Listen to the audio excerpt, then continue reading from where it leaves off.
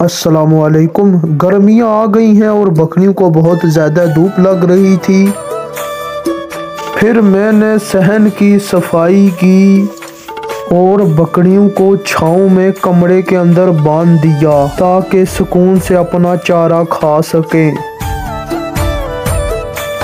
और लेलियों को खोला जिनको धूप में ही रखा हुआ था। फिर उनके साथ कुछ वक्त गुजारा।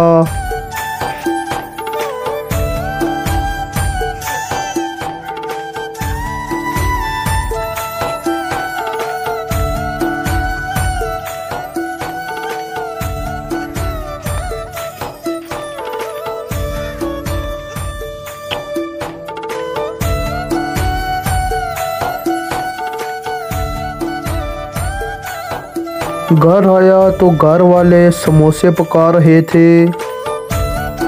मैंने अपना एक समोसा उठाया और खाने लगा। फिर मैं दुकान पर चीज़ लेने जा रहा था तो बटुआ चेक किया तो लकीली कुछ पैसे थे उसमें। फिर रियो और चॉकलेट लाई। फिर पेप्सी को पिया।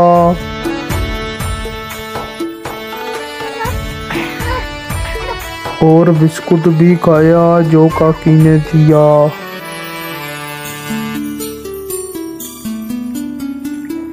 फिर बकरियों को चारने के लिए जा रहा था तो एक कुल्हाड़ी ली और कुछ चारा लिया।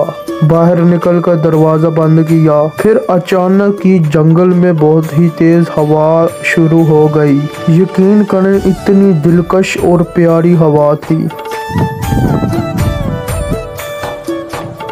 फिर बकरे ने कुछ लाड प्यार दिखाया।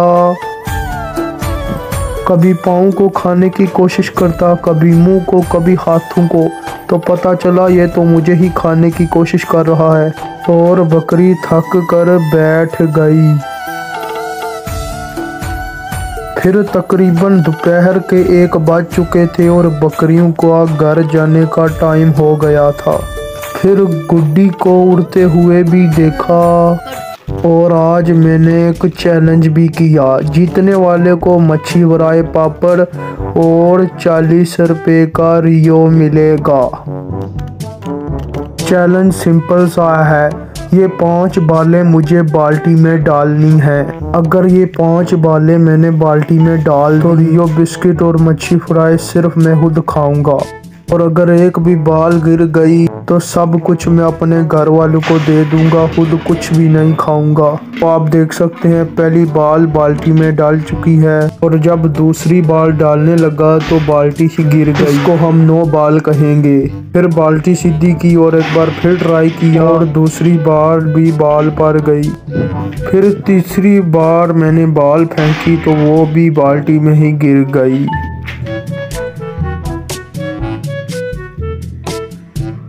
चौथी बार डाली तो वो भी पड़ गई और जब 5वीं बार डाली तो वो भी पड़ गई। इसका मतलब है कि मैं ये चैलेंज जीत चुका हूँ। फिर मैंने अपने इम्तिहान का फल खाया। फिर कैमरामैन ने बिस्कुट मांगा तो मैं गुस्से में आ गया क्योंकि ये कैमरामैन बहुत ही साजिशी और फसादी है जिसने पूरी कोशिश की थी कि मैं हार जाऊं। और मैं गुस्से से बाहर चला गया।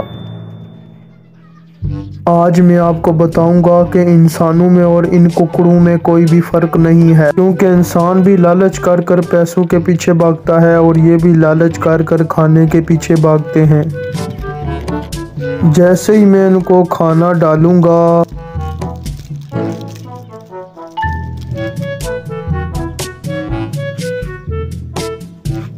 तो ये इंसानों की ही तरह एक दूसरे के ऊपर टूट पड़ेंगे। तो आपने आज क्या सीखा कि इंसानों में और जानवरों में कोई भी फर्क नहीं रहा आज के दौर में।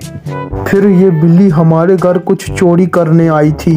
मैं इसे जैसे ही पकड़ने लगा तो ये भाग गई। मैं फिर इसे पकड़ने के लिए बाहर निकला मगर ये इतनी तेज थी कि मेरे आने से पहले ही भाग गई। फिर अचानक मेरे साथ एक मसला शुरू हुआ। जब भी मैं कोई काम करता तो मुझे ऐसी आवाज आती। जब पानी पीता तो तब भी ऐसी ही आवाज आती,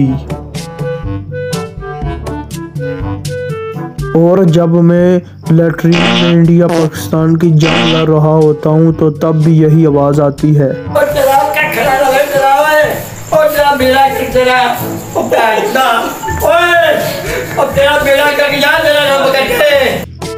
फिर मुझे कुछ समझ आई कि ये क्यों हो रहा है। मैंने घर वालों से 100 रुपया लिया और चला गया।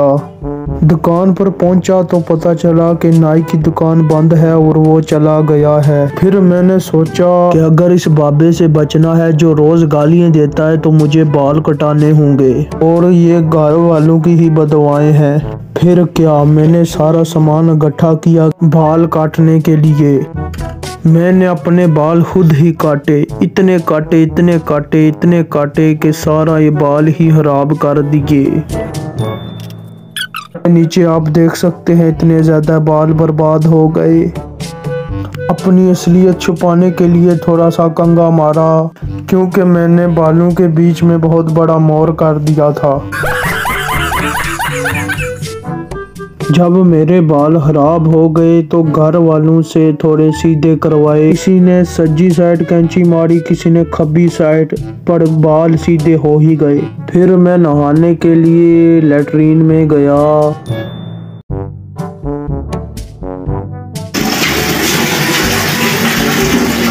इधर की तरफ आड़ गया अपने हटो। फिर मैंने दरवाजा बंद कर दिया और नहाने लगा।